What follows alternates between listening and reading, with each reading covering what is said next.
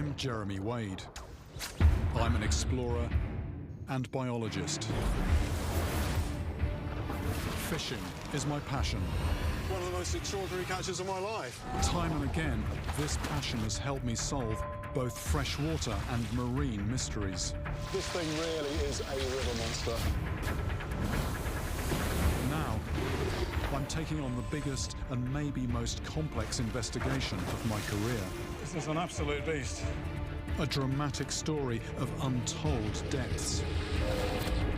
Of 2,500 souls shipwrecked in the mid-Atlantic.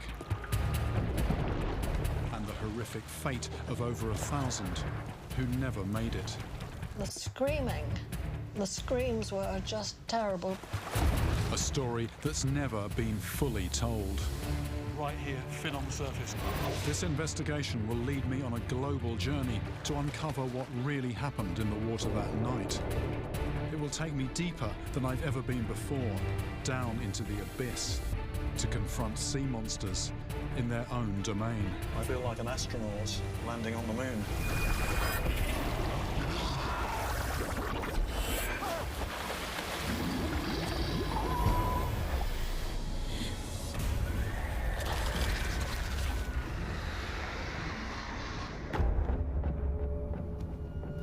The sinking of the British passenger steamer RMS Laconia has haunted me since I first heard about it. It's one of the most famous stories of the Second World War. I've learned about dramatic new evidence that suggests there's far more to this story than first meets the eye.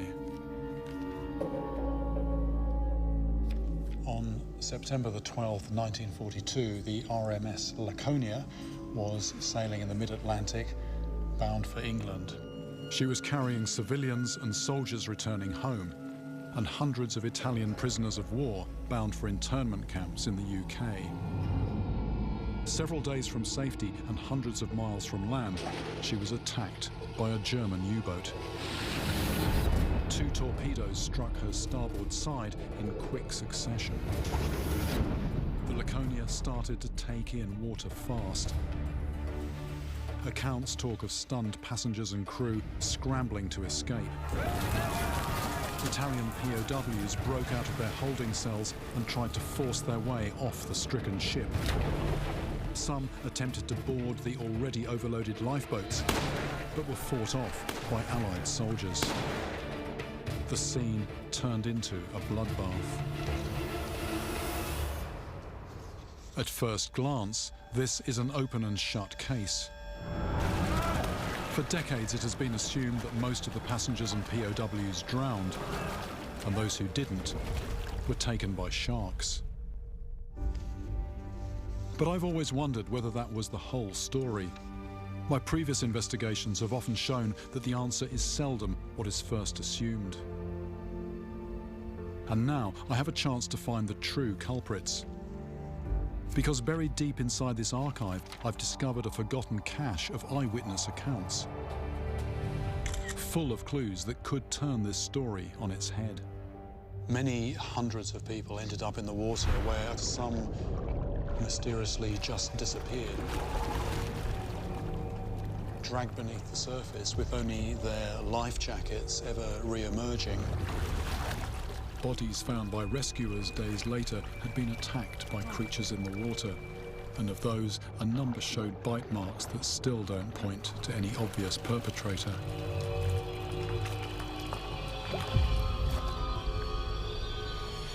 This new evidence suggests multiple mystery attackers, but what were they? With over 1,000 victims, this will be a huge and complex case. But using the accounts of those who lived through it, I'm going to find out what happened to those who didn't. The people who wrote those eyewitness accounts are long gone, but there is one survivor who I have managed to find. I'm on my way to meet a woman who was actually on the Laconia that night. She is one of only a handful of survivors who are still alive today. At the time, she was just a 14-year-old girl, and she was fleeing the war in Singapore, and she was traveling with her mother, her father, and her brother.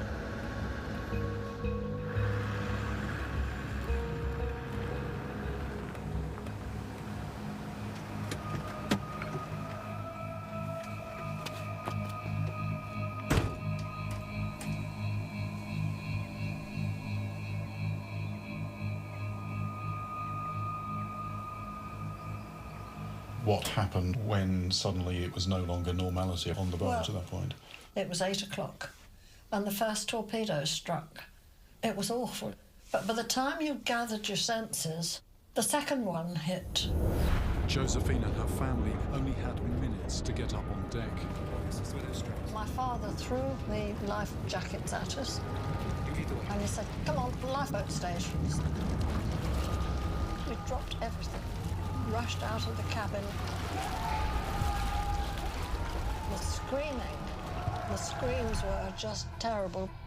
It was total chaos. They lowered our lifeboat to the sea, and the minute it hit the water, people were trying to climb into it as well. They were having to be pushed away. We couldn't take any more.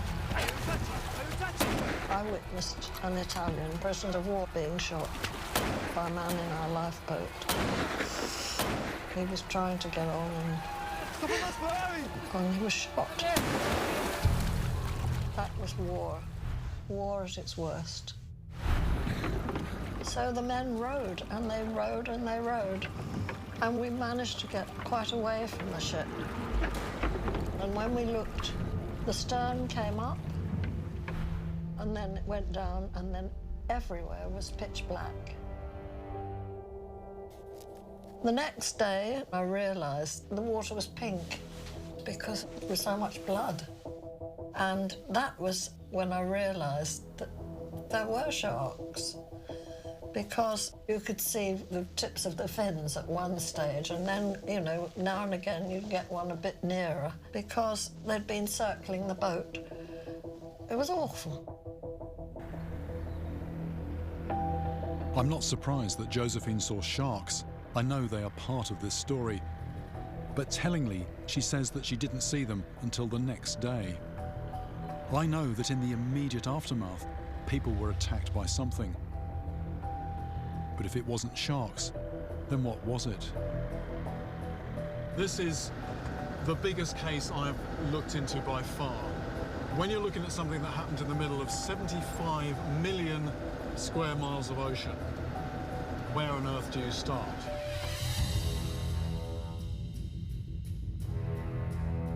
The Laconia's last recorded position was 5 degrees south and 11 degrees west in around 12,000 feet of water, 700 miles from mainland Africa. Trying to operate at the site of the sinking would be a logistical impossibility. But I get lucky. I receive permission to travel to a military base. A tiny speck of land just 250 miles from where the Laconia went down, known as Ascension Island.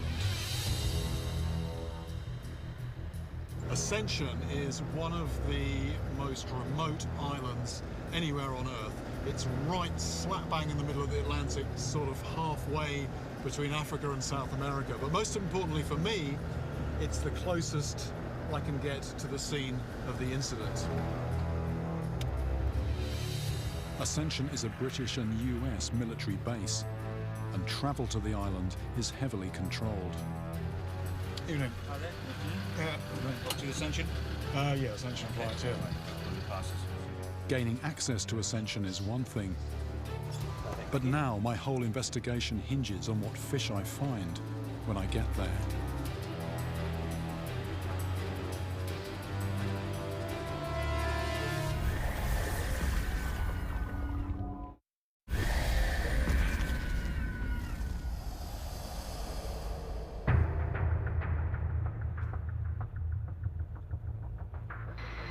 I've managed to gain permission to travel to one of the most remote and secretive islands on Earth, Ascension Island.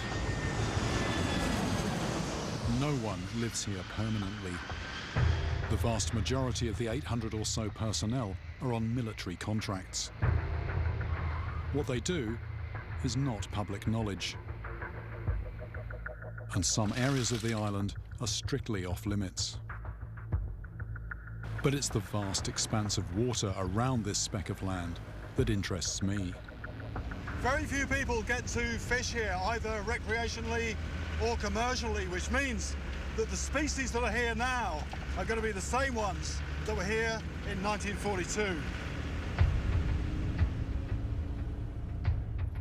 There's a 200-mile exclusion zone around the island.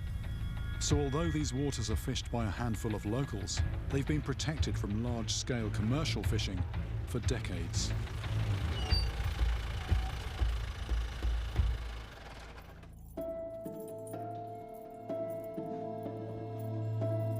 To help me assemble a suspect list for the Laconia disaster, I've brought with me the eyewitness accounts from the archive.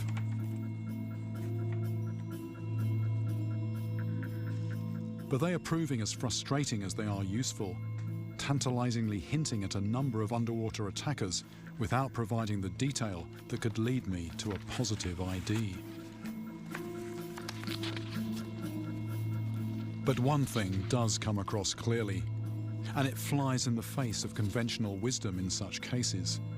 The accounts are unanimous in stating that sharks were not the first attackers on the scene. So what was? One thing I'm coming across again and again is that a lot of the people in the water that night speak of being attacked by schools of large, aggressive, silvery fish. Take this from Ian Peel, who was one of the many people who was in the water who hadn't been able to get a place in a lifeboat.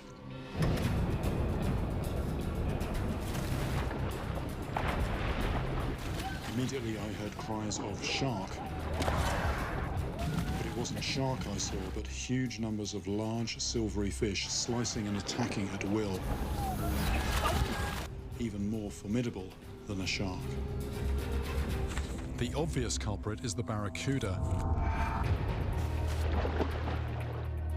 a fish I've encountered before. But I can eliminate them from the suspect list because, ferocious as they are, they tend to school and hunt around coastal reefs, not in deep, open ocean.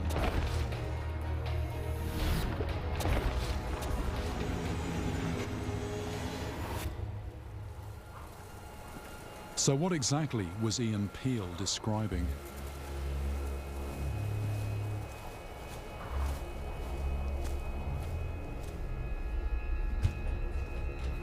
The mid-Atlantic is new territory for me, and I'm working with limited information.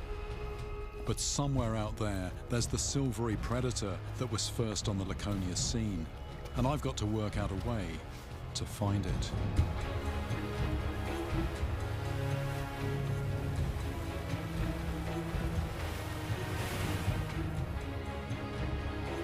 The best way to cover a large search area is to use a technique called trolling. Whenever you're fishing, the biggest question is where are you going to put your bait? And in this immensity of water, that's a very big question. But with the island here, there's a plateau where it gradually gets deeper, out to a couple of 100 feet, and then in a very short space, it plunges down to a couple of thousand and then keeps on going. And what we're going to do is going to fish on the move and just go along the drop-off with lures out the back. The survivors' accounts describe the fish that drew first blood as being medium-sized and fast. So that's what I'm going for. On the big rod, we're going to put this. This is, you can see that mimics a fish in the water. This is quite significant because what happens, the water catches that as we're moving and it pushes it down. It makes it dive and it gets a good wiggle on. Serious hooks on here. Thick wire because quite likely if anything hits this, it's going to have teeth. In fact, you can see it's been hit a few times by some toothy creatures. So off we go.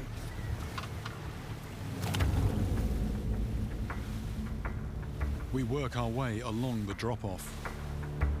To increase my chances of a take in the vast mid-Atlantic, I have two different lures working at the surface and 2 deeper down.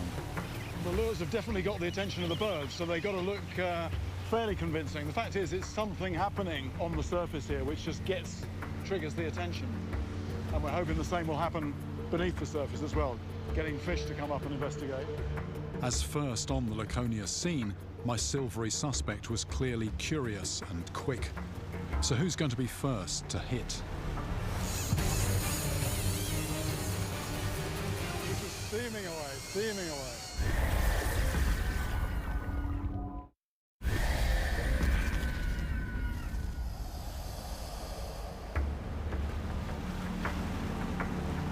I'm in the mid-Atlantic on the trail of a mystery silvery predator that was said to be first on the scene of a major maritime disaster.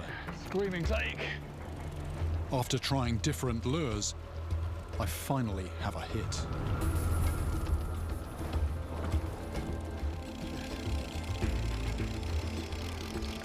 Is that off, or is it just coming towards me?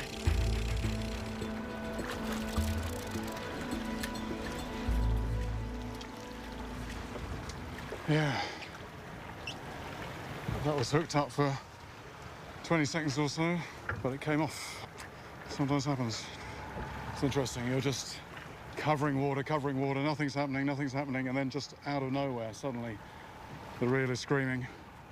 But in this case, just as quickly, it's gone.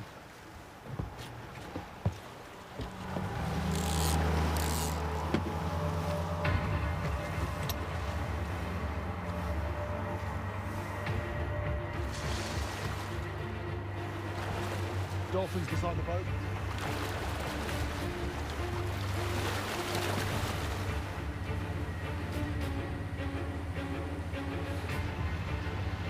This is a really good sign. The rod tip's really banging away there, and that's indicative of the lure down there really pushing out some vibrations. It's like the dinner gong going off, and I've got a good feeling about that.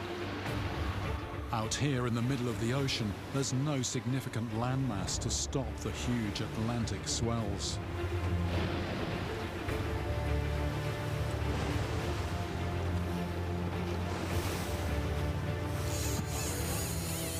Then another take on the same rod.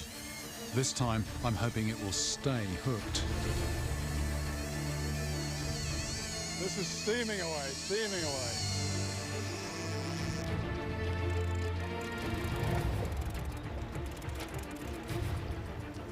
Haven't seen it yet at all. It's quite a rapid kick, whatever it is. I think I've got a bit of colour. I can see something down there. Oh, there it is, there it is.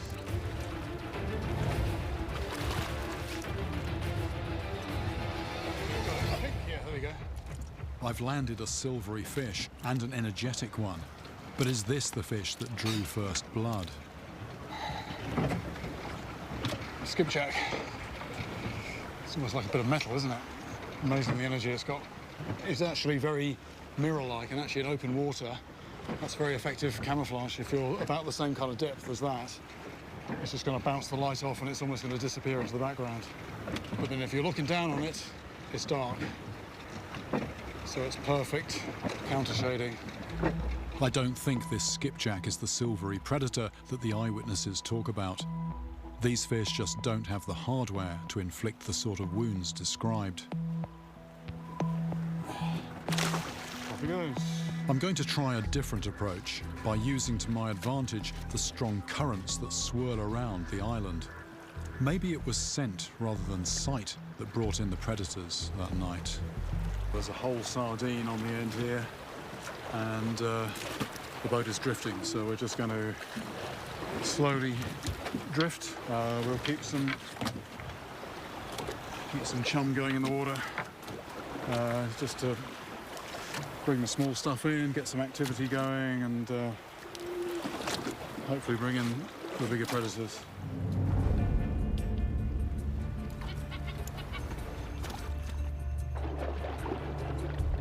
Oils from these pieces of fish leave scent trails in the water.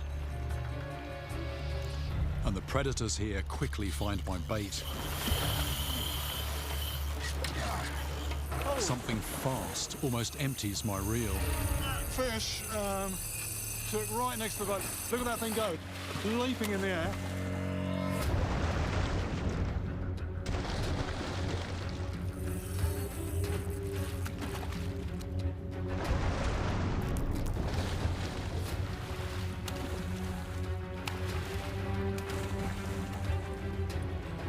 The fish is desperately trying to throw the hook.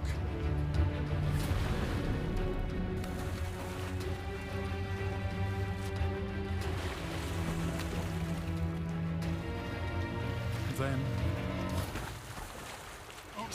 my line goes slack. It's off. What? Oh, no, it's still there. It's just running towards me.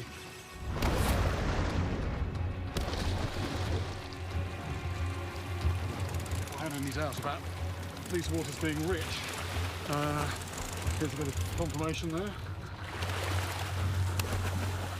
Oh, this is a good-sized Dorado on.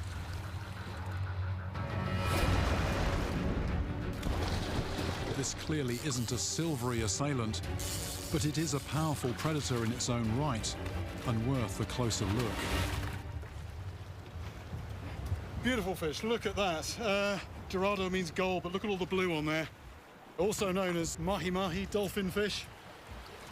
Those acrobatic leaps are totally in character for a hunter that takes out flying fish. It's still got a lot of strength, actually. I can feel it flexing. But despite their obvious strength and agility, Dorados have never been known to pose a threat to humans. Off he goes. Oof, strong fish. These waters are teeming with predators, but so far my catches don't match the descriptions in the eyewitness reports. Doubts are creeping into my mind. The information I have is just too scant. My search parameters are too wide. Given the richness of these waters and the sheer scale of the search area, I need to somehow narrow my focus to stand any chance of catching this elusive killer.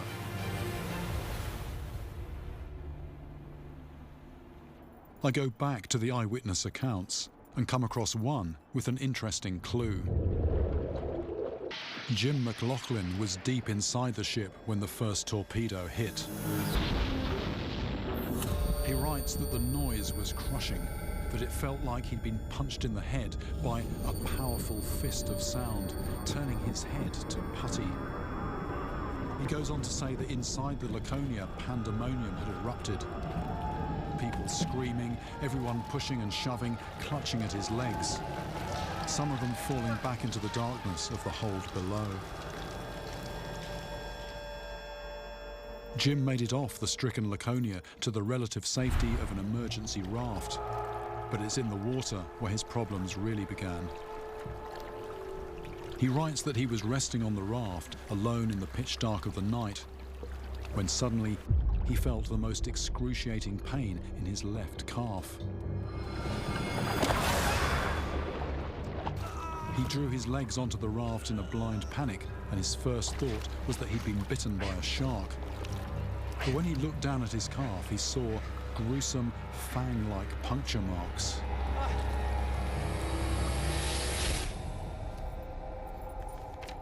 There are any number of predatory schooling fish like the two I've already found in these waters, but this new evidence narrows my search. Jim's description of fangs is striking and could be a breakthrough lead.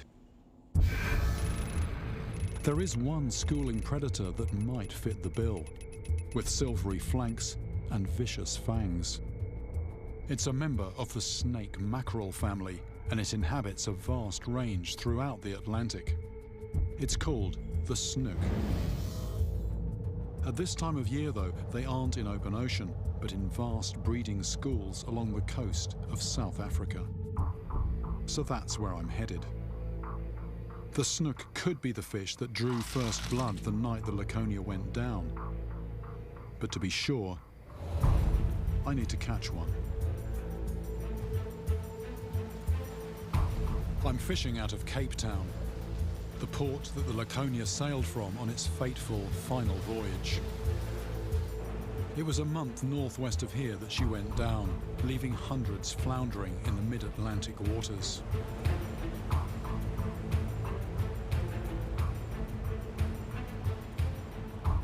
Now, the snook are normally out in the open ocean, middle of the Atlantic, but at certain times of year they do come in close to land, and I'm told that right now, at this time of year, if I go fishing in the water here, I stand a chance of catching one and having a good look at one.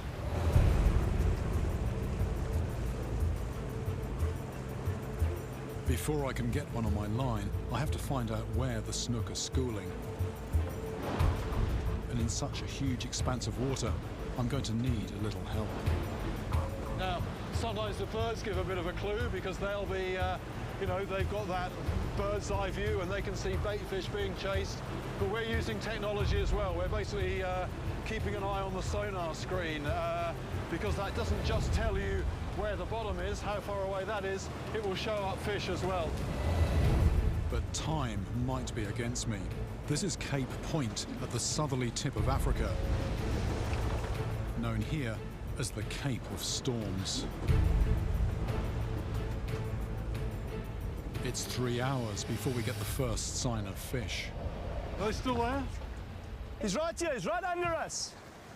According to the sonar, we're right above a school of fish. There could be anything between a couple of hundred to 1,000 fish down there. So what I'm using is this. This is actually, it's lead with a bit of coloration on it, and I'm just dropping that down to the bottom, and that's what they go for. These Cape fur seals sense that there might be an opportunity for easy prey.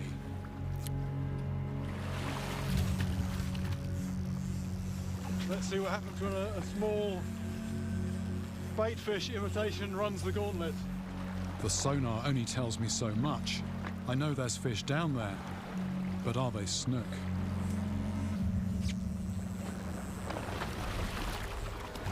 Here we go. Whatever I catch, I'll need to get it in the boat fast to avoid it being snatched off the line. Just retrieving it a bit erratically. Here we go. That's one. That's one.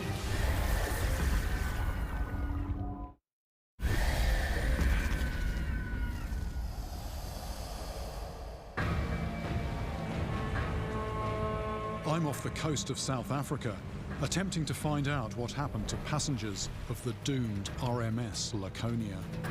Here we go. I'm chasing down a fanged open ocean predator, the probable match for what some eyewitnesses described seeing in the water that night. Just retrieving it a bit erratically. Here we go. That's one. That's one.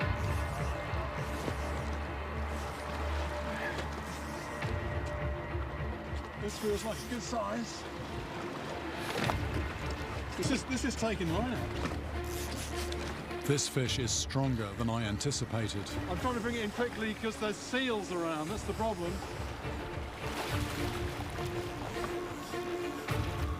There it is. There it is. There it is.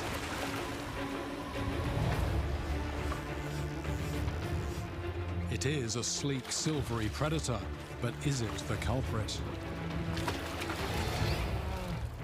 Here we go. Right, I'm being very careful actually not to get too close to this because not only has it got very sharp teeth, but also apparently if one of these does bite you, if it draws blood, there's anticoagulant there. You just won't stop bleeding for hours. So I'm looking as close as I dare, but not too close. But this is what I came here all this way for. Open ocean, schooling fish, they're fast, predatory. Was this the silvery fish that they were talking about, the survivors of the Laconia? And in terms of puncture marks, well, that is going to cause a puncture mark. What I'm seeing now does indeed point to snook being the first fish on the scene the night the Laconia went down. Whether it was just chance or the commotion of hundreds of people thrashing on the surface that brought them in, we'll never know. But it appears that the people in the water encountered a school of these fanged, ferocious fish. Snook aren't going to kill you, but perhaps their activity helped to call in other predators. I've landed one suspect, but I've got unfinished business back at Ascension Island, because the more I dig into the eyewitness accounts, the more they reveal.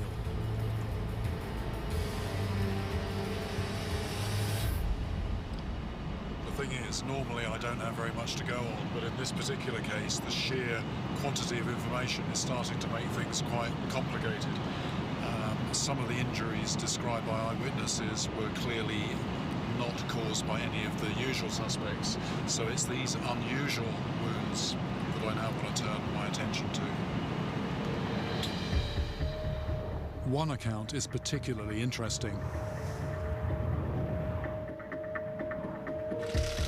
5 days after the Laconia was sunk, a French rescue vessel arrived at the scene to search for survivors.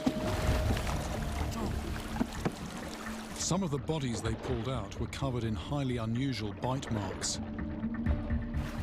In the words of the account, these were neat round holes, as if made by a punch. But then I see something matching this description with my own eyes. And fishermen here tell me that this is not uncommon. This fresh one. Look at these marks on this Dorado.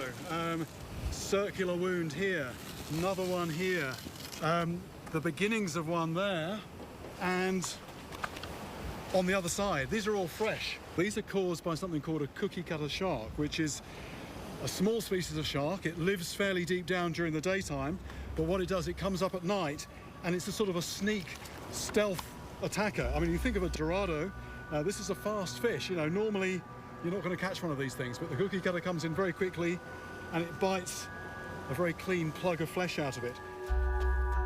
I want to learn more about this elusive and unusual creature.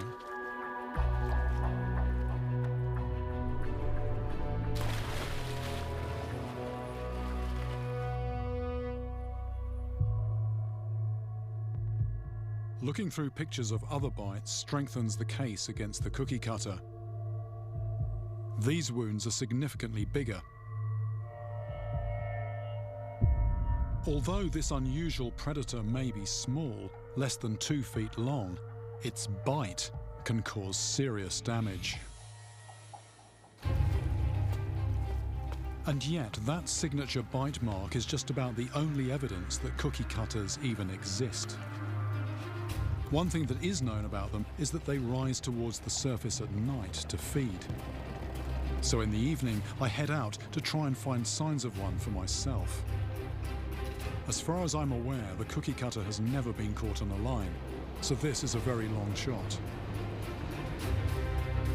But at the very least, I might see what else is feeding in these waters after dark, at the time the Laconia went down. We're just trying to get into position on the drop-off. About 300 foot of water is what we're looking for, and then we're going to drop down the anchor and we're going to stay here into the night. Yeah.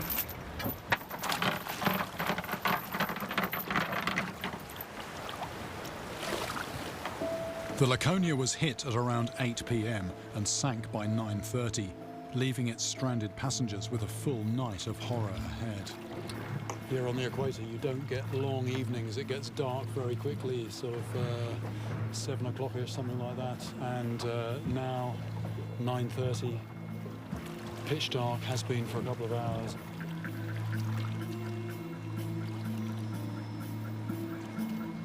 I'm using pieces of tuna that I'm going to send down to the bottom. I'm hoping this might at least bring evidence of a cookie cutter.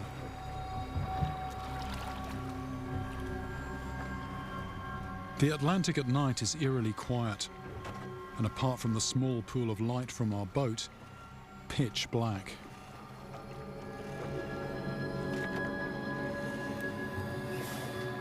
I can't help but make the connection between this boat and the Laconia, and also this time of night. This is about the time of night that the boat went down, and those hundreds of people ended up in this water.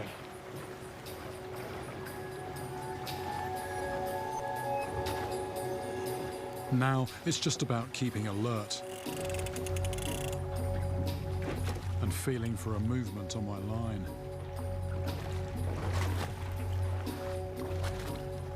The movement, when it comes, almost pulls me in.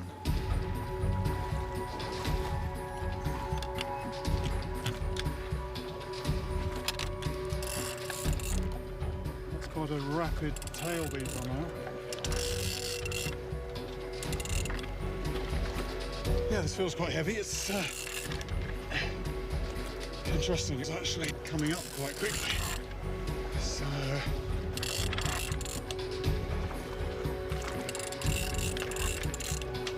here we go. Wow. So this is a horse-eye jack. Took down there in about 300 foot of water. These are sometimes known as big-eyed jacks. They see well in the dark and at depths. They probably share nighttime territory with the cookie cutter, but there are no bite marks to suggest that this one has had an encounter. Okay, gonna put this back. I load the hook again.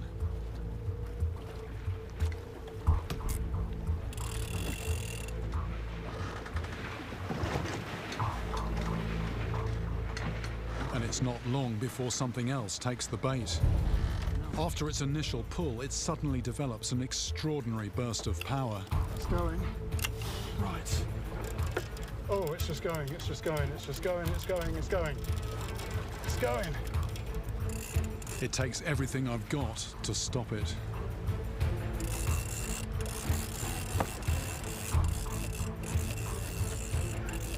This was something that took right on the bottom.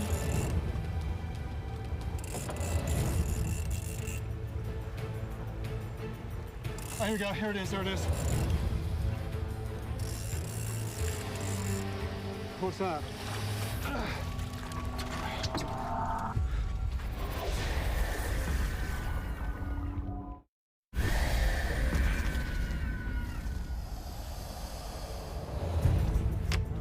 I'm fishing in the Atlantic Ocean, in the same waters where the RMS Laconia went down. Here we go, here it is, there it is. I've just brought up a hefty amberjack from the deep. But I'm not the only hunter out tonight. Half an amberjack. Shark spit it already.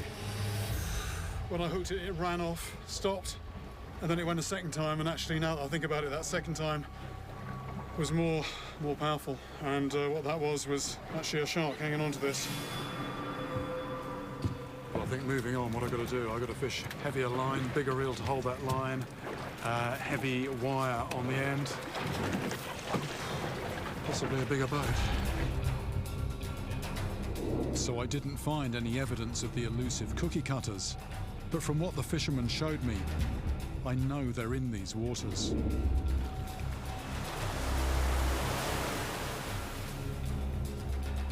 The question facing me now is what's down there that can bite a 25-pound fish clean in half. Whatever it was that attacked the struggling fish on my line last night was brought in by the vibrations it was sending out. But in the pitch black of night, it's impossible to know what is really going on. I want to recreate that same scenario in daylight to try to understand the chain of events that brings in the bigger predators.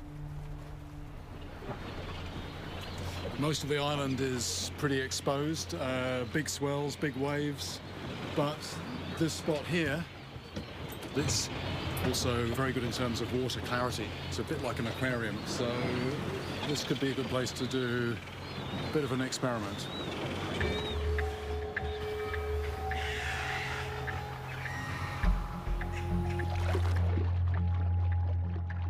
The water is certainly very clear. You can see lots of these black triggerfish, but let's see what happens when we put some bait in. The triggerfish swarm around the bait.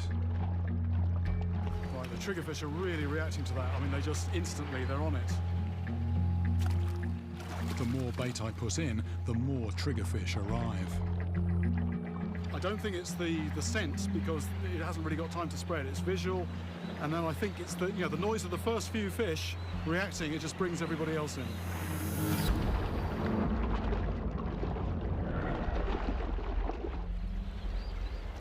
I can see on the periphery of this, there's other fish coming in. Just the commotion of these fish is, it's not just the bait hitting the water, it's the reaction of the other fish to it. What I'm going to do now, I'll just lob this over. and see if this has any reaction.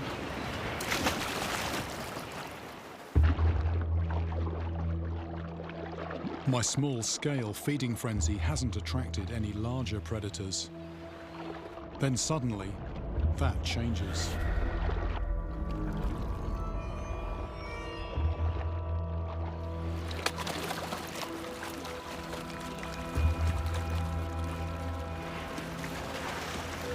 Shark just came from nowhere, I didn't see that approach.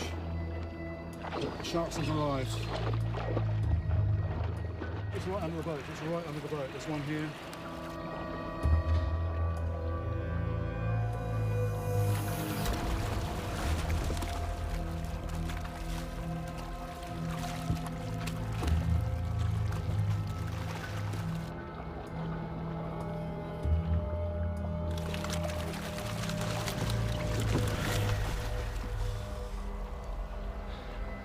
I think that shark's fairly serious about feeding. Very close to the boat, very close to people. Doesn't care. And I think the reason that came in was because of all the activity from these other fish feeding. These reef sharks were almost certainly responsible for the ambush on the fish I hooked last night. And on a small scale, this is a visceral demonstration of how a commotion in the water can quickly escalate into a feeding frenzy. Smaller fish bringing in the bigger predators. But these reef sharks won't stray more than a few miles from the island. The Laconia sank in 12,000 feet of water with no reef in sight. It's not reef sharks I should be focusing on, but open ocean giants.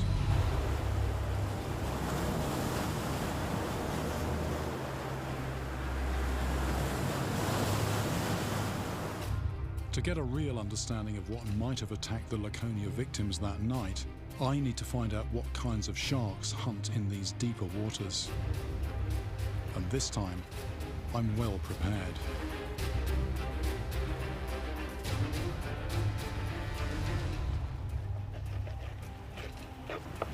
Just getting some chum cut up to go in the water. Just small bits of fish, which will just keep trickling in there at intervals. This creates a certain amount of scent in the water, but the other thing it does, it will bring in small fish, and then the activity of those will bring in larger fish. So we're creating a sort of an event here. We're creating something to make this bit of ocean stand out from all the other space out there. I know that sharks have an extraordinary ability to pick up scent, but in such an immensity of water, chumming almost seems futile.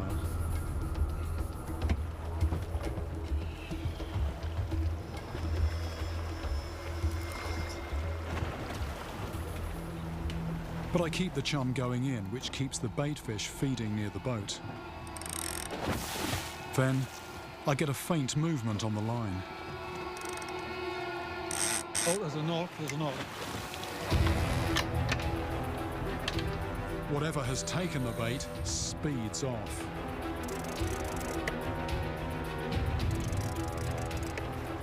What ensues is a battle that's still in progress an hour later.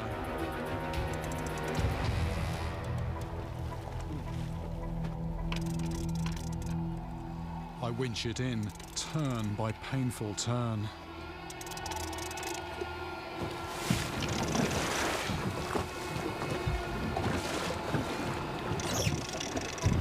Sudden slackening then, it could be the fish trying to roll up the line. Thing is, when it does that, is to basically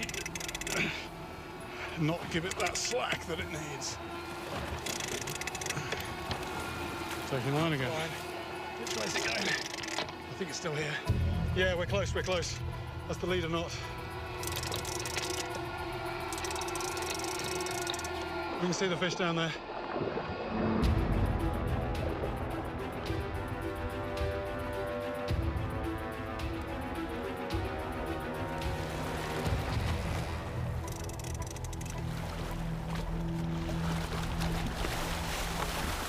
This is a tiger shark. Watch out. Okay. Is that under the boat? This tiger shark is not giving in. Definitely not coming quietly, this fish. It thrashes and rolls as it attempts to free itself, and it's all I can do to hold it. Oh! That's gone. That's gone. We got the whole bait back, but the hook, it was just somewhere inside the mouth and it hadn't completely penetrated. The thing is, what they do is they roll up the leader, so you haven't got very often that direct pressure on the hook. The hook is, you know, the line goes around the body, and I mean, you'd think, looking at the bend in that rod and the amount of general strain on everything, that hook would have gone in, but no, it was still a lot of energy when it came to the surface, and basically it just moved around enough to just work that hook free. So yeah, there's more sharks here than we thought. I've now encountered big sharks on 2 successive nights. These waters are clearly teeming with active hunting predators. Although last night's catch got away, I've encountered the tiger shark's ferocity before.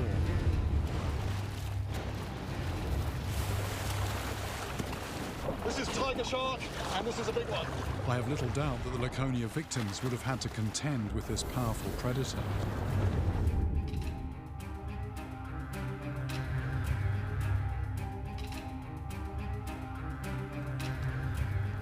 But tiger sharks in the open ocean usually hunt alone, so they are unlikely to have gathered in sufficient numbers to be solely responsible. So what else was there? For a complete picture, I need to figure out what sharks were roaming these waters in 1942. Searching the historical records throws up useful information that might help to give me the answer.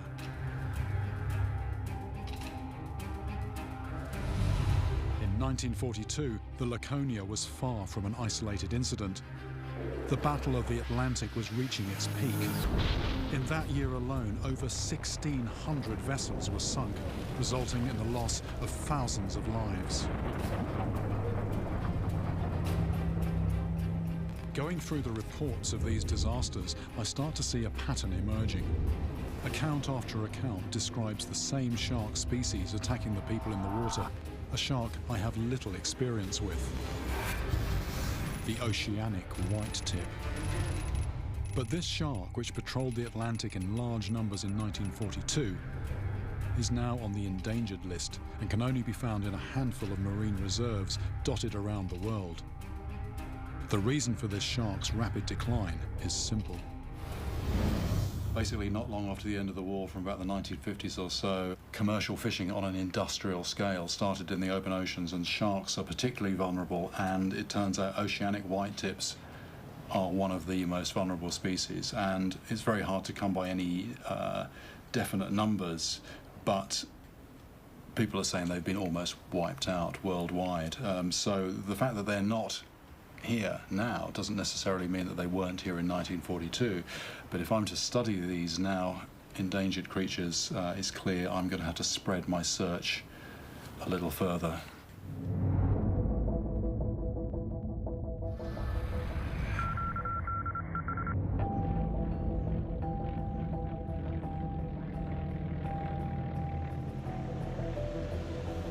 This is the Bahamas, and this is one of the few places left on Earth where there is still a relatively healthy population of oceanic white tips.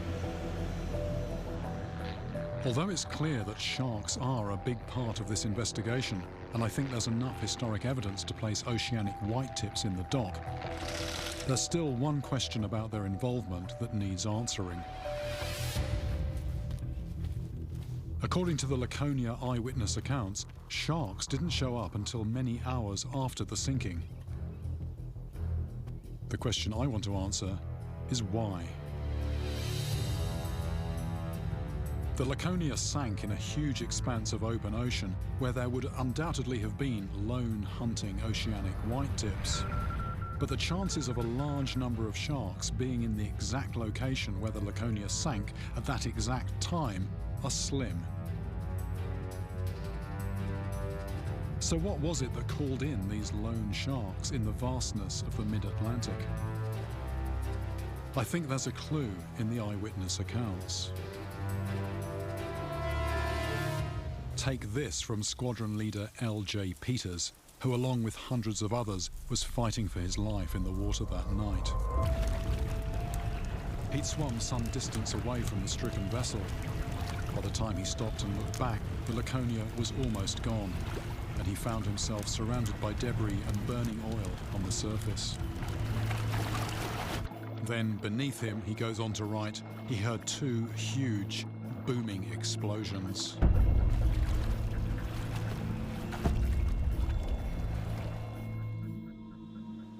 Now, this booming sound is when the boilers, which are under intense pressure, superheated metal, as soon as that hits the water, you get a crack and the whole thing just goes. And this sound would have carried over an enormous distance, much further than the sound of anybody splashing in the water, any shouts, this kind of thing. And I'm just wondering if this might have been what called sharks in, possibly from a very big area of ocean. Now, I don't have the wherewithal to duplicate that scenario, to create a huge explosion underwater. But maybe there is a way that I can investigate the effect that sound has on sharks. And maybe this is going to help me. This is a waterproof underwater speaker. And if the weather's A tomorrow, if I can get out on the water, this might just give me some answers. I want to investigate whether the sound of the Laconia's boilers exploding underwater could have brought in sharks from a distance. My plan is to do this using an underwater speaker. Once we're far enough away from the island reef, we'll stop the boat's engines and I'll continue silently by kayak.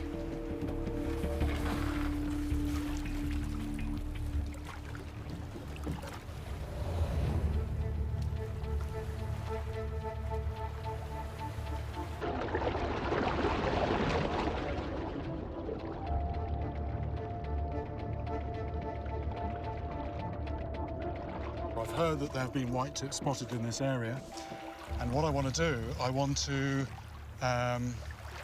just put some pure sound in the water. I don't want any scent, I don't want any visual stimulus, just sound, and see if anything actually responds to that. I've got all the equipment on board, and I'll just leave the main boat a little bit further behind, then I'll get the speaker in the water.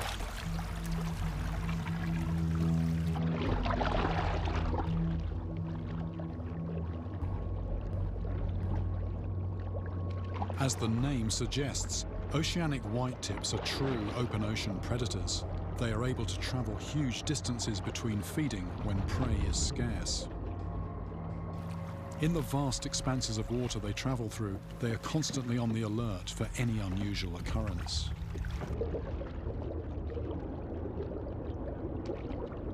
I'm going to test whether sound in the water can bring sharks in to investigate the source.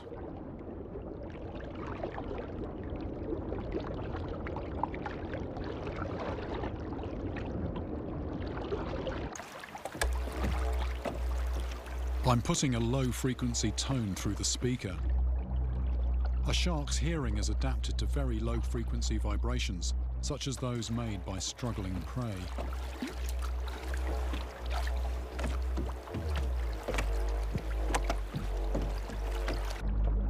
The sound from this speaker has an underwater range of around 800 feet, spreading out in 3 dimensions. That equates to over 80 million cubic feet of water.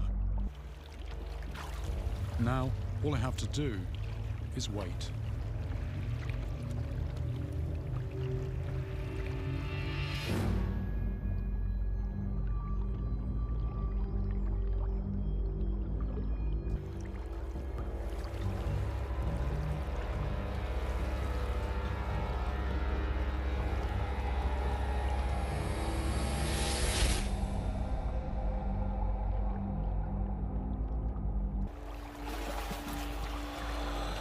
Fin just broke the surface right here, right here, right here.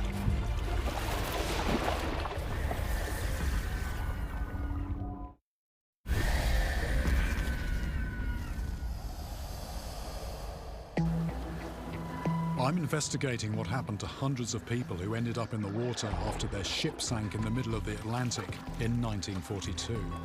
I want to find out whether sharks could have been brought to the scene by the sound of the ship's boilers exploding underwater.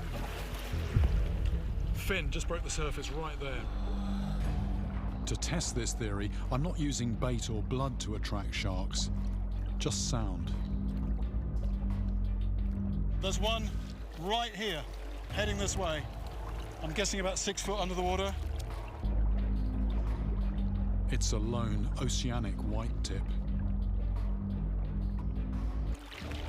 And it's coming in. And it's just feet away from the speaker. It's actually just within 3 feet of the speaker.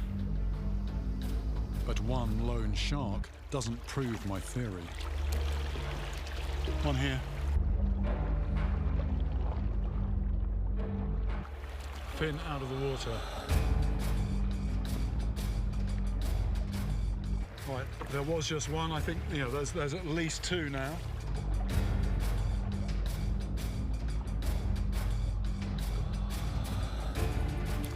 Ah, right by the speaker, just 2-3 feet away.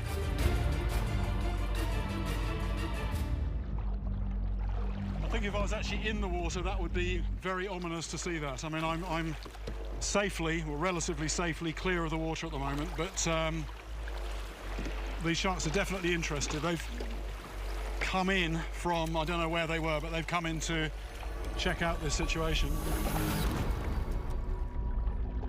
And the sharks aren't leaving. They're sticking close to the speaker.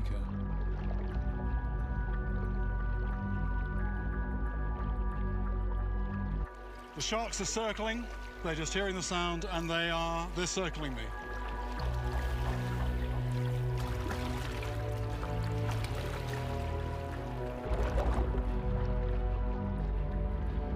I'm encouraged that this experiment appears to be working, but I'm now surrounded by sharks longer than my tiny kayak.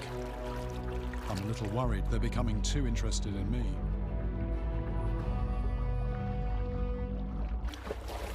Right here, fin on the surface, going down.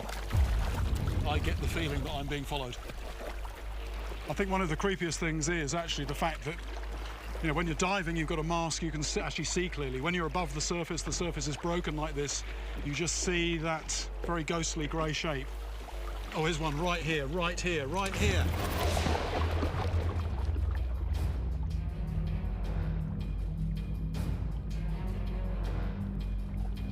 And it's coming back. I've drawn in oceanic white-tip sharks from a distance.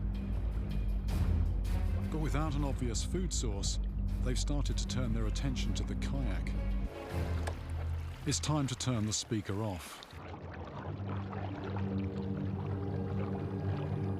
Eventually, the sharks lose interest in both the speaker and my kayak.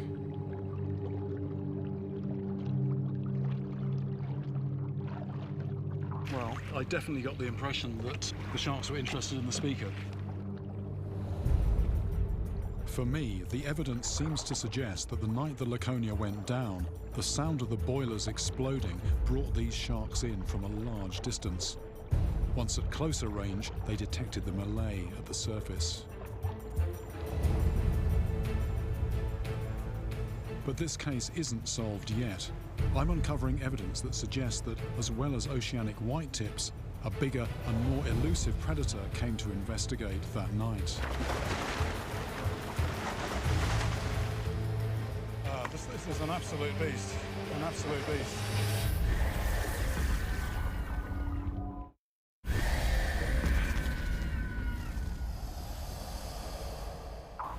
I'm investigating what happened to the passengers of the RMS Laconia, torpedoed at the height of the Second World War in the mid-Atlantic. My investigation has so far ID'd 3 hunters that could have been present in numbers at the scene of the disaster. The snook, the cookie-cutter shark, and the oceanic white-tip. But I'm uncovering evidence that a much bigger predator may have been there that night. I'm back in the area where the Laconia sank. because this investigation has one last twist. I've unearthed something puzzling buried in the eyewitness reports that doesn't seem to match anything I've heard of before. One man says that he saw somebody dragged, in his words, vertically downwards. Moments later, just his empty life jacket re-emerged. What could have done this? Accounts of oceanic white-tip attacks on people seem to follow a pattern. Cautious circling, followed by the strike. And this is similar to some other shark attacks I've investigated. But this description just doesn't seem to fit. The Laconia sank in 12,000 feet of water. I've looked far and wide for suspects, but so far I haven't looked down.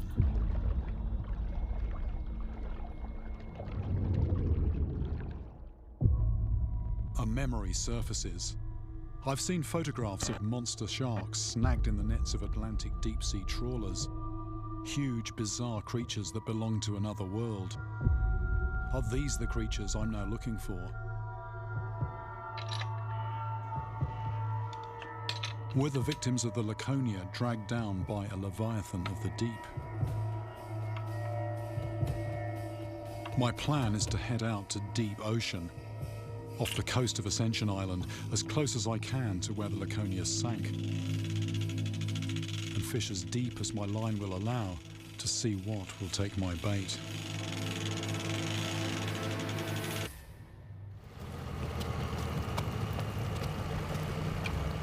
This will be a journey into the unknown. I don't know what we will pull up from below. We know more about the surface of Mars than we do about the deep ocean.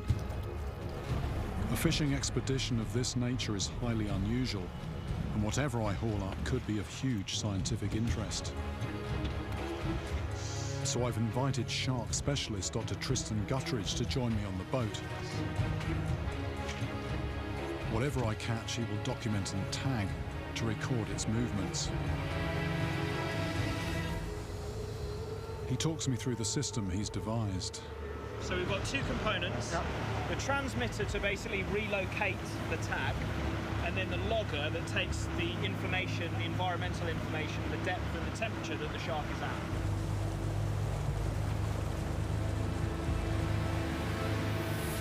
Fishing the depths of the Atlantic won't be easy.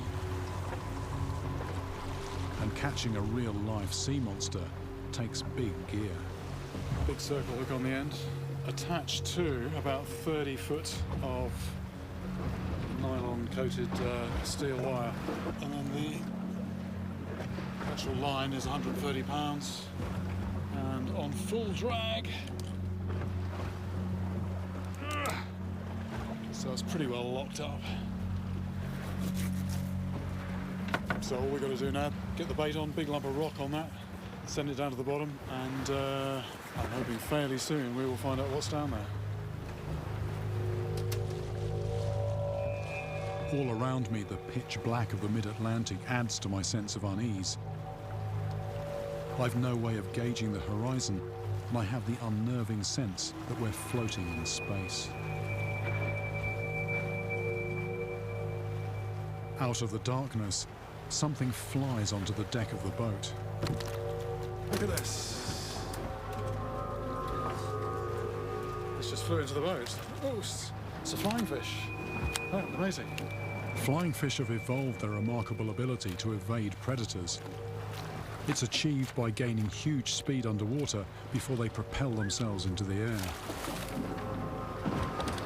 Never seen that before.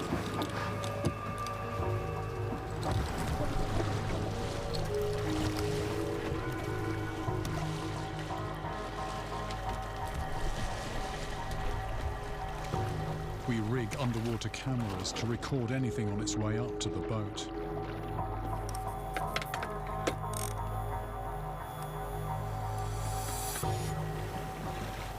The bait is down on the bottom, and yet Anything that happens down there will be transmitted up. The rod top will move, and I could also feel it through my fingertips. It's almost like being a spider in the middle of a web. So now I'm just waiting for a knock on the line.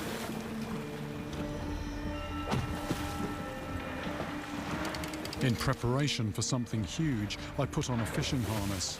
But if I'm honest, I don't really know what monsters will be lurking at these depths.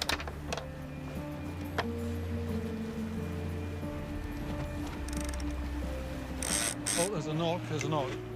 Then I feel the gentlest of knocks on the line before the reel on full drag screams off. It's going, oh, that is going at speed.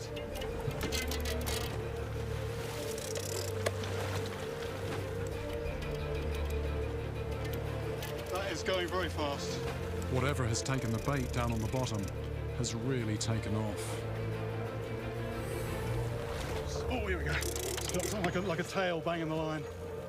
It doesn't feel like anything I've ever hooked before. A mystery beast. But it's been really steaming off, taking line. That's a very strong fish. I mean, that is a very strong animal. Very strong animal.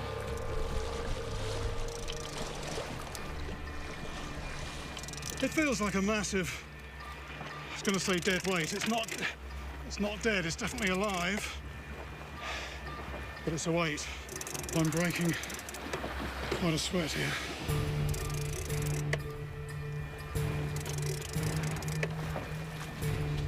Not really gaining anything at the moment.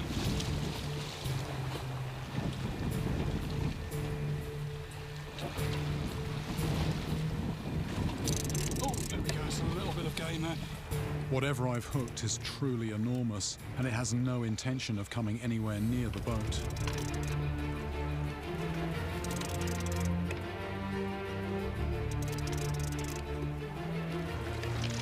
After nearly an hour of struggle, I might finally see my opponent.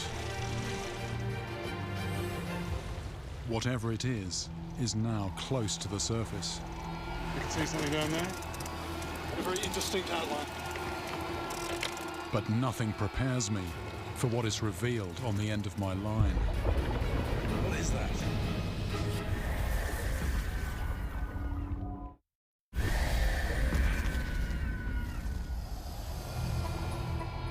I'm in the middle of the Atlantic Ocean, fishing for a monster that could be the missing link in a Second World War marine disaster. I'm fishing in very deep water, and something huge has taken my bait. One way or another, this is sort of end game. But nothing prepares me for what is on the end of my line. There's the fish. There it is. What I've raised from the deep twists and turns on the line. It's like nothing I've ever seen before. What is that? It's easily longer than the width of our boat. I estimate around 12 to 14 feet long. That's a big old fish. Well hooked. Woo! Right. Shark scientist Tristan identifies it as a 6-gill shark, a primitive creature that inhabits the deep ocean.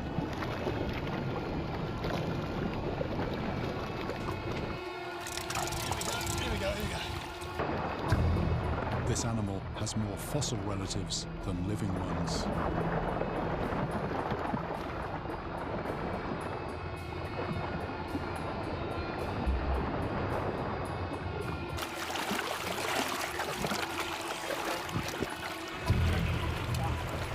This is an absolute beast. An absolute beast. It's an incredible opportunity for Tristan. A deep-sea giant like this has never been tagged here before, and the information we might gain could be vital to my investigation. But we only have a short time to get a tag in. Go quick, quick, quick. Yes. See that? Fantastic. Tristan has to rope the tail to get some degree of control. Then he can insert the tag into its dorsal fin.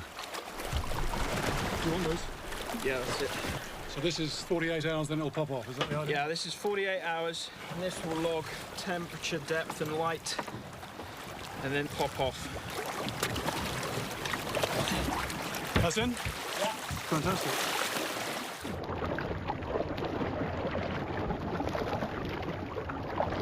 Right, we got the tag in, and I think we've had as good a look as we're going to get. All right, tail rope off. We're now releasing the fish.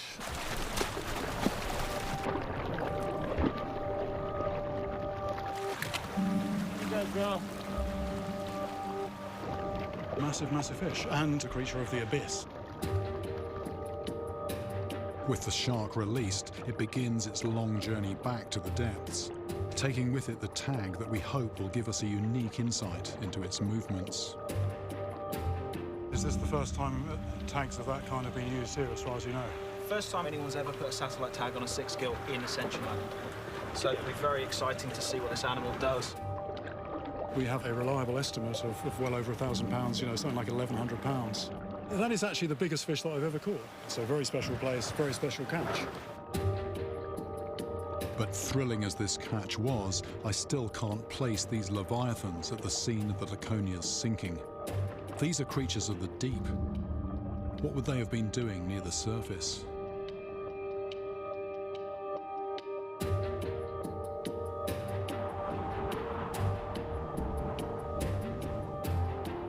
Later, after Tristan has retrieved the data from the tag, he calls me with what might be the glimmer of an answer. Hello, Tristan. Hello. So you got something from the tag?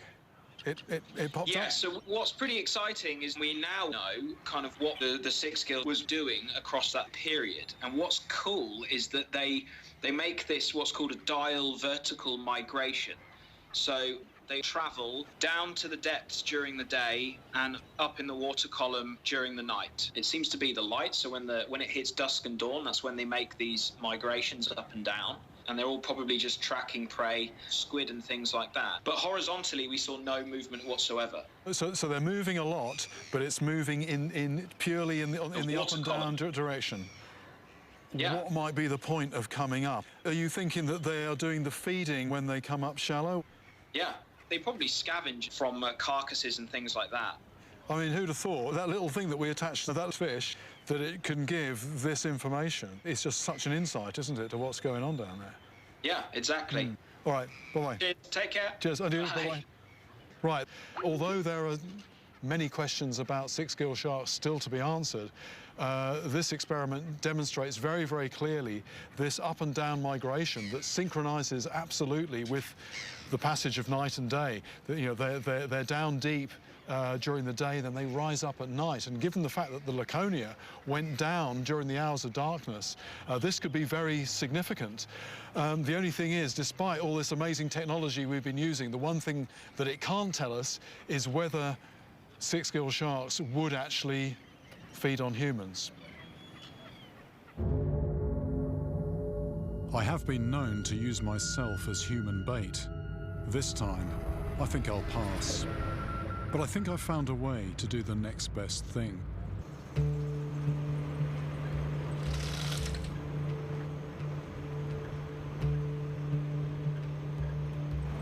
I haven't come here to top up my tan. The reason I'm here in Honduras is because there's a guy living here who has built this extraordinary vehicle that is able to penetrate right down to the depths of the ocean, the so-called bathypelagic zone. This is where no light ever reaches.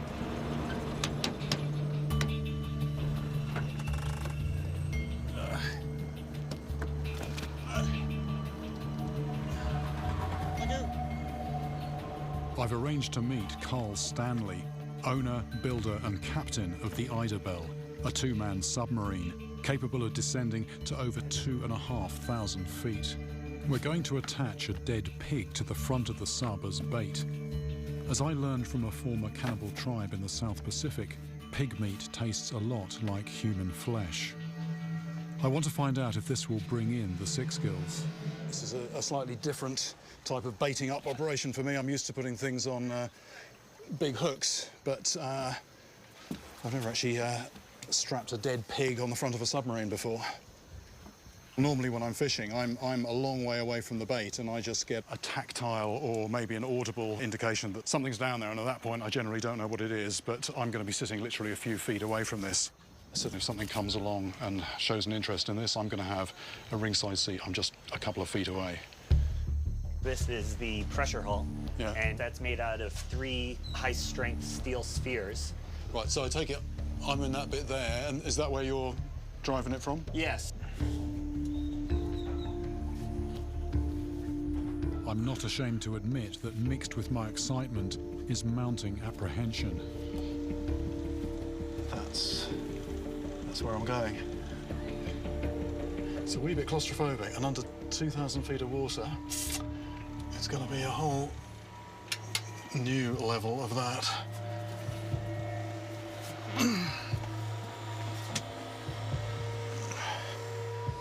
The curved walls make it almost impossible to sit up straight, and I could be spending up to 9 hours cooped up inside here.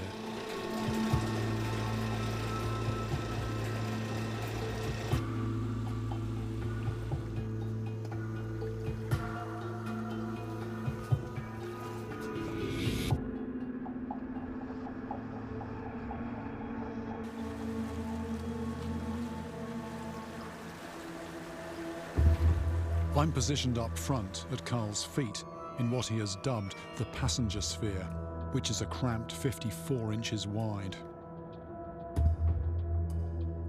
The plan is to travel vertically down to 2,000 feet or maybe more, then wait and hope that the bait will attract the sharks on their nightly migration up from even deeper.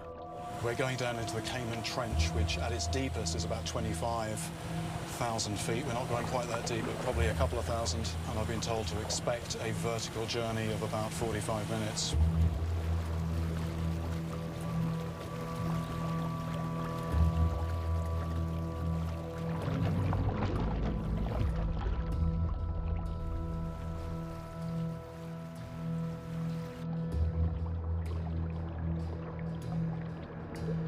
As we descend, the temperature plummets from 84 degrees Fahrenheit to a chilly 50. We're just coming up to 500 feet. And as we're descending, I sort of can't help thinking about when the Laconia went down. There were people who jumped in the water, but there were almost definitely going to be people trapped inside the structure as well as it sunk. And that is definitely a one-way trip. Sort of don't want to think about that too much. That's 1,000 feet. The pressure on the outside of the hull increases as the weight of all that water above us bears down on the sub.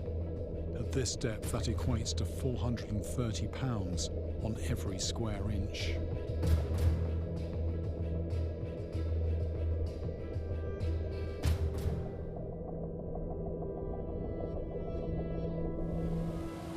Lights on the sub, so the water here is illuminated, but looking up, I mean, the surface is long past being visible, and where we're actually going, it's where we're going to the edge of the bathypelagic zone. This is where even during the daytime, no light reaches down here.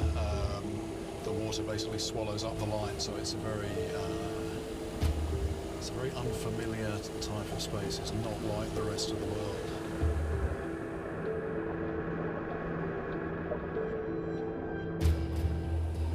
Dark emptiness out there is actually what most of the Earth is like. What we see is a tiny fraction of our planet. We cautiously approach the sea floor. If we were to get stuck on anything, there would be no hope of rescue. We have enough oxygen for 3 days, but there's no communication with the surface, and no vessel within 1,000 miles capable of descending this deep. And in this complex underwater landscape, it's doubtful anyone could find us anyway. I almost feel like an astronaut just minutes away from landing on the moon.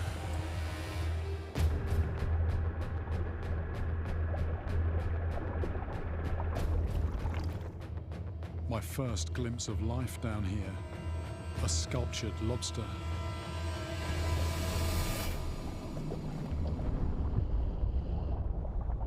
This really does feel like the surface of another planet.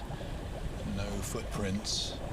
This is a place where no human being has probably touched down before. The depth gauge now reads 2,000 feet. We are precariously positioned on a tiny ledge. To my right, a sheer cliff face drops away towards the bottom of the trench, another 5 miles down. The pressure on the outside of the hull now is more than 900 pounds per square inch. A crack would mean instant death. So, white light at the moment, and we're now going to switch to red light, which the sharks won't be aware of. So we're about to go into stealth mode. This means that although we can see what's going on, the shark can't see us.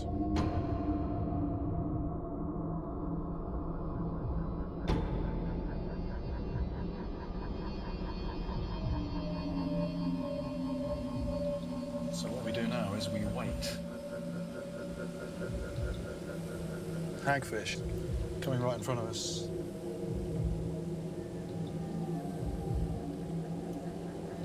So we've got a hagfish that's come in here, and that's starting to feed quite actively. What that's doing, that's stirring up a cloud of scent in the water. There's giant isopods scuttling around as well, which have obviously got wind of something happening here. So there will be a cloud of scent slowly spreading out in the water, and what we're hoping is that that's going to call in the sharks. Isopods have been observed going 5 years between meals, and in this environment they live in a perpetual state of semi-hibernation.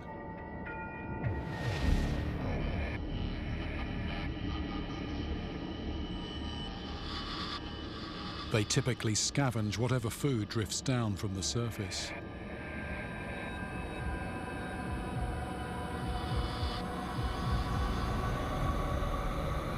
Shark, shark, shark, shark. We've got a shark.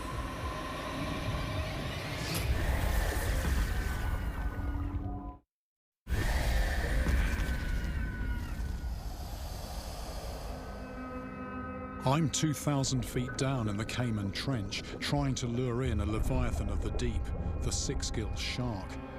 I want to find out if this creature could have been involved in the aftermath of the wartime sinking of the RMS Laconia. Shark, shark, shark, shark. We've got a shark. And the scent from my bait, a dead pig strapped to the front of my submarine, has just brought one in. Very faint, almost ghost-like, just drifting left to right, just on the edge of visibility. But I'm guessing that wasn't just a sort of a coincidental drift by. I think it's probably picking up the scent. It's turning round, it's turning round.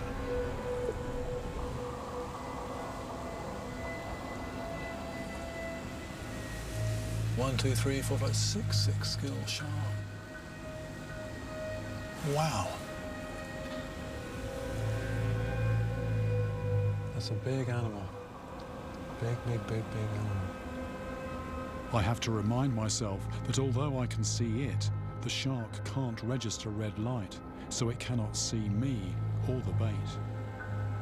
Oh, here it comes right over my head. And since we're not making any sound, it has found us using its sense of scent. It's now coming towards us, and it seems to be very slowly zeroing in. Is it going to feed? Is it going to feed?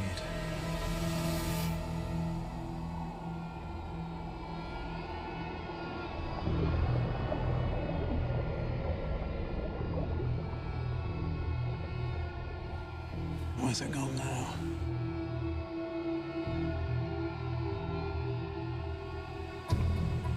There it is. It's coming round again. It's coming into the bait. It's coming in. This looks quite purposeful. Look at that.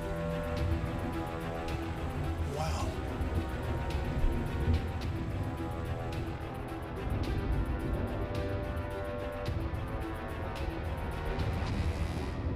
That is a feeding shark. That's what a feeding shark looks like.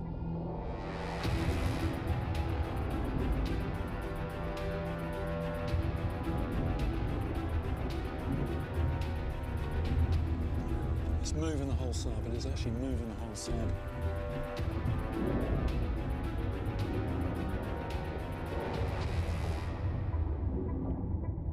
That shark is bigger than the whole sub in terms of length. And I'm literally inches away. Inches away.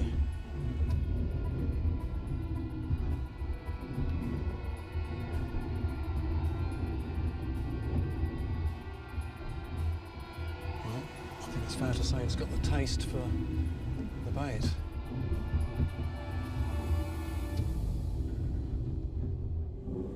That's amazing. That's amazing. The bait has been obliterated by the shark's serrated teeth.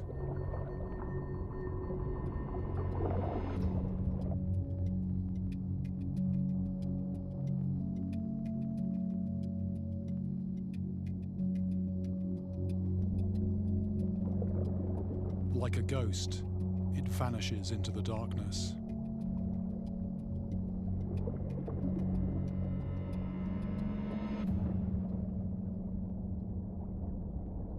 Every time you put a bait in the water, you're asking a question, and in this particular instance, my question was, is there life down below the surface layers that might come up? Well, absolutely there is, and some very large and very impressive life. And I have to say that I'm even less comfortable about being down here, so I think it's high time now to get back to the surface.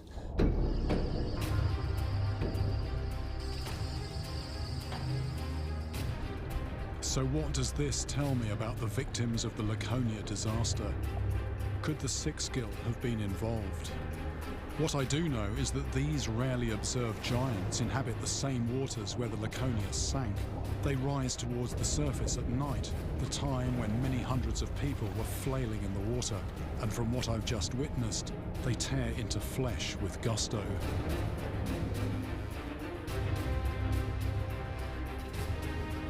The sinking of the Laconia sent 2,500 people into the vast Atlantic, and this horrifying event must have attracted a multitude of predators. A marauding school of fanged snook which ripped through in a first wave. Then bloodthirsty, parasitic cookie-cutter sharks that cut precision bites. And later, tiger sharks and oceanic white tips, drawn in first by the sound of the ship's exploding boilers, and then by the blood in the water.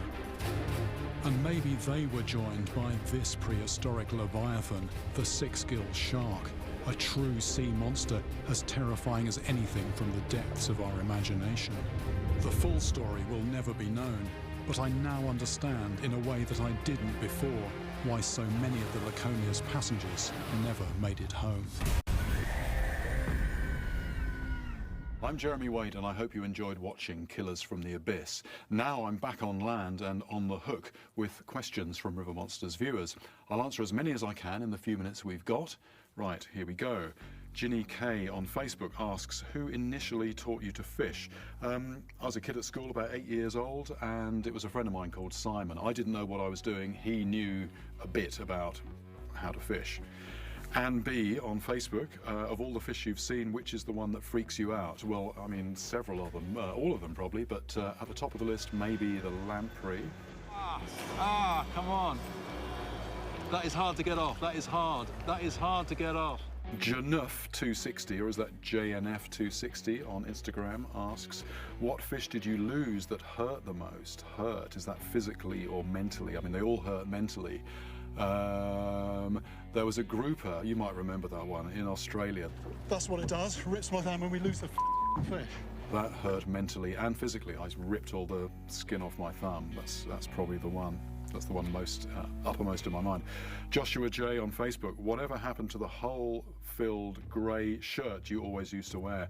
I was told by somebody in the production company that I work for, I was told to burn it.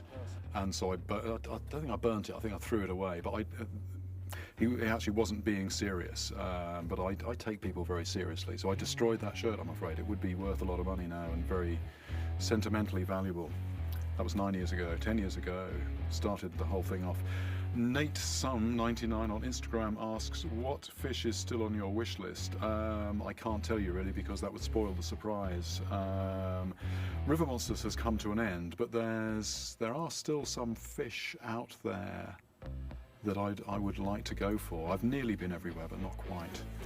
Cora B on Facebook, is there any spot in the world you like to revisit? Do you know what? Most of the places I go with a crew, it's actually very frustrating, because what happens, I catch the fish, and for the program we only need one big fish, and at that point I reckon that I've cracked it. There's another one down there even bigger with my name on it, but the director forcibly drags me away and says, no, we've got the fish, we don't need to fish anymore. So just about all the places I've been with a crew, go back without a crew and catch a bigger fish.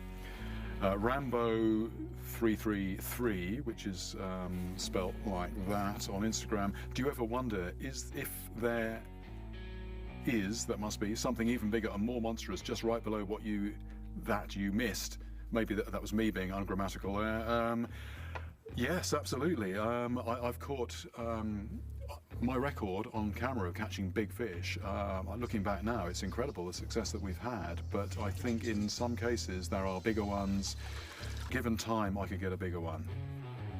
George B on Facebook, if you could relive one catch, what would it be and why? The thing about fishing is you never, those moments are unique moments, you don't replace them, but yeah, I relive a lot of them in my mind. If I could relive one of them somehow, corporeally, if that's even a word, go back and experience it again.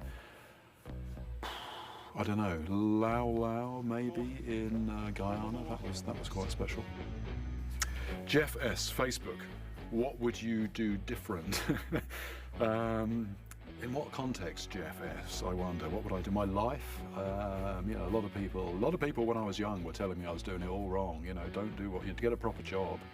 And I'm glad I didn't do that. I wouldn't do that different. That's the end of the questions. That's all we've got time for tonight. Thank you for watching River Monsters. Fish on.